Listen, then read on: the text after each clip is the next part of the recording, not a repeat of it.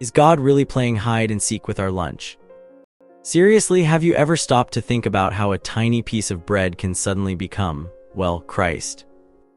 It's a question that's haunted theologians for centuries, a theological tightrope walk between faith and reason, and a surprisingly messy philosophical brawl.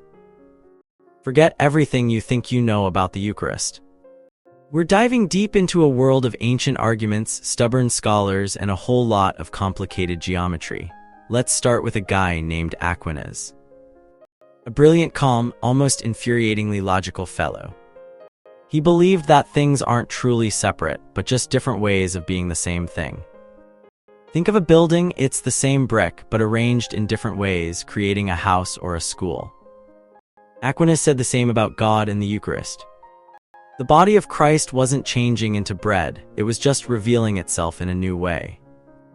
A change, he argued, is just a shift in how things relate to each other. Like the Eiffel Tower doesn't magically move, but a tourist does, and suddenly the tower seems closer. It's a simple swap, a consequence of movement, not a fundamental transformation. Wild, right? But then along came Scotus, a prickly, fiercely independent thinker who basically said, "Hold on a minute."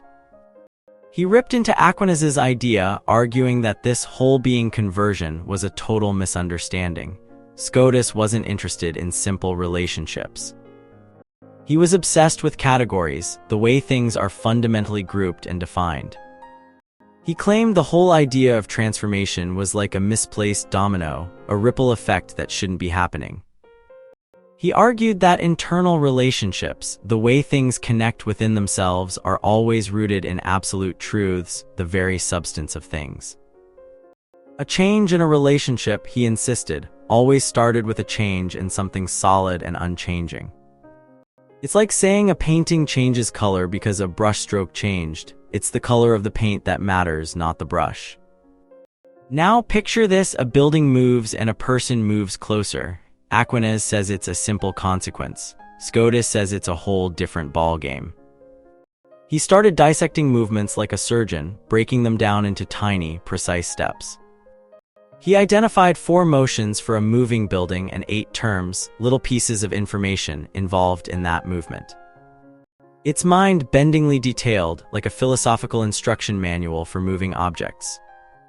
He used this incredibly complex system to argue that changes couldn't simply appear out of nowhere. So, what's the big deal about the Eucharist then? Well, the problem isn't just about a little shift in perspective. It's about whether the body of Christ is actually there on the altar. Aquinas believed the body was truly present, but in a strange, non-physical way. He called it transubstantiation. The substance, the thing itself, changed, but the accidents, its visible properties like color and shape, remained the same. It's like a magician pulling a rabbit out of a hat. The hat is still there, the rabbit is still there, but something fundamental has shifted. However, Aquinas admitted this idea was a bit clunky. The bread suddenly had a bigger size and a different shape, and it seemed vulnerable to being touched, not exactly the picture of a solid, unchanging body. Enter Giles of Rome and Henry of Ghent, 2 scholars who agreed with Aquinas' core idea. The body of Christ retains its accidents, its visible qualities, but in a different way. They proposed a clever explanation. The primary term, the main thing being transformed, is the body of Christ, while the secondary term, the bread, is simply associated with it. It's like a shadow, it's not the real thing, but it's connected to it. But Scotus wasn't buying it. He argued that the order of things doesn't matter. Whether something is primary or secondary, it's still fundamentally what it is. Then, a completely different approach emerged. Someone suggested that maybe the body of Christ wasn't actually extended, didn't take up space, but was somehow integrated with the bread. Imagine a single, unified blob, where the body of Christ is somehow contained within the host. It was a radical idea, a way to avoid the problems of size and shape. Scotus predictably scoffed. He argued that such a heap of flesh bits wouldn't be a real body. A body needs parts that are arranged in a specific way, connected in a meaningful way. You can't just jam pieces of flesh together and expect it to be alive. And crucially, Christ's body wasn't dead after the crucifixion, it was alive, waiting to be resurrected. Now, things get really weird. To tackle these problems, Scotus developed a complex system of positions. He distinguished between quantitative position, the way things are arranged in space, and categorical position, the way things relate to each other in a meaningful way. Think of it like this: a line of soldiers is arranged quantitatively, they're spaced out in a row. But they're also categorially positioned, they're part of a formation connected to each other and following orders. Scotus argued that quantitative position is essential to a body, but categorical position isn't. A body could exist without being precisely arranged in space, as long as its parts are connected in a meaningful way. He then introduced a mind-blowing premise: if a nature is contingently related to each form of another genus taken absolutely, then it is contingently related to the whole genus. Let's break that down. It means that if something is always connected to a certain type of thing, like a color being connected to a certain shade, it's always connected to the entire category of that thing. For example, a red apple is always connected to the concept of redness. If that's true, then a body can't be connected to a specific place without being connected to the concept of place itself. Scotus went on to argue that positions are not fixed, they can change depending on the situation. He used the example of a stone. It can be quantitatively positioned in a certain place, but it can also be categorially positioned in a different place. This meant that Christ's body could be present on the altar without being precisely located. It could be present in a more general, overarching way. He then tackled the issue of multiple altars. Could the body of Christ be present on several altars simultaneously? Scotus argued that God could make it happen, as long as it didn't violate the laws of nature.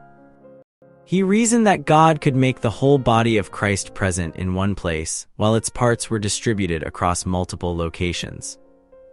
It's like a cloud. It's a single cloud, but it's spread out over a large area. Finally, Scotus arrived at a truly radical conclusion: the body of Christ isn't really there in the same way that a physical object is. It's not extended, it's not positioned, and it's not really present in a tangible sense. It's present in a way that's beyond our comprehension, a way that requires divine intervention. But here's the thing: Scotus's solution didn't end the debate.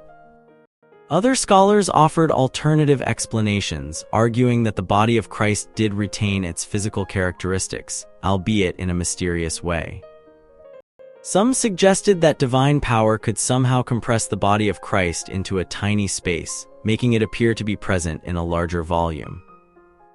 Others argued that the body of Christ wasn't actually changing, it was simply manifesting itself in a new form. The arguments continued for centuries, fueled by theological disputes and philosophical debates. The Eucharist, once a simple act of communion, became a battleground for ideas, a symbol of the enduring tension between faith and reason. So, is it possible to truly understand how the body of Christ can be present in the Eucharist? Maybe not. Perhaps the mystery is the point. Maybe the answer lies not in logic and reason, but in faith and revelation. Or maybe, just maybe, God enjoys a good puzzle. But one thing is certain: the question of the Eucharist is far more complex than most people realize. It's a question that challenges our assumptions about reality, about God, and about the very nature of being. And it's a question that continues to provoke debate and inspire awe. And now, a final, unsettling question: if God can make a body exist without any physical form, what else is he capable of?